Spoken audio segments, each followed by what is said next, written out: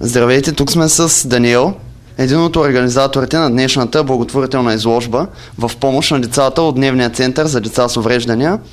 Какво ви подтикна да направите тази изложба? Решихме, че е добре да съберем пари да направим нещо благотворително за децата от центъра. Парите ще отидат за детски книжки, за дискове с музика. Като цяло, първоначално идеята да направим нещо за този център дойде от моята майка, понеже аз също имам увреждане и всичко като цяло тя даде идеята. Това е, мисля, че. Кой ви спомогна това нещо наистина да се случи? От кой получихте подкрепа?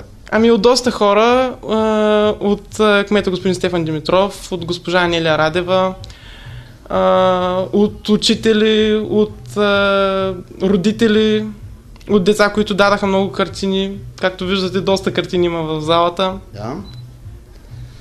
Един въпрос не е точно свързан с темата. В България забелязваме, че се правят такива благотворителни неща, като наближат празници.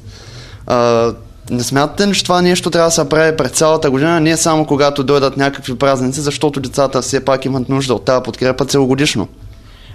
Аз лично смятам, че когато дойдат празници, хората са предразположени да извършват всякакви видове благотворителности. Мисля, че това е идеалното време да го правим. Дали е през цялото време на годината или само по празниците, важното е, че това се прави и че хората даряват. И има някой, който в крайна сметка е щастлив от всичко това. Нещо искате ли да кажете на хората, които ще купят днес нещо, за да подкрепят каузата ви? Какво мога да кажа? Да бъдат щастливи, че са помогнали за осъществяването на каузата. Като погледнат произведението на изкуството, което са си купили, да си спомнят всеки път за това, което са извършили. Все пак с тези си действия ние караме децата да се чувстват щастливи.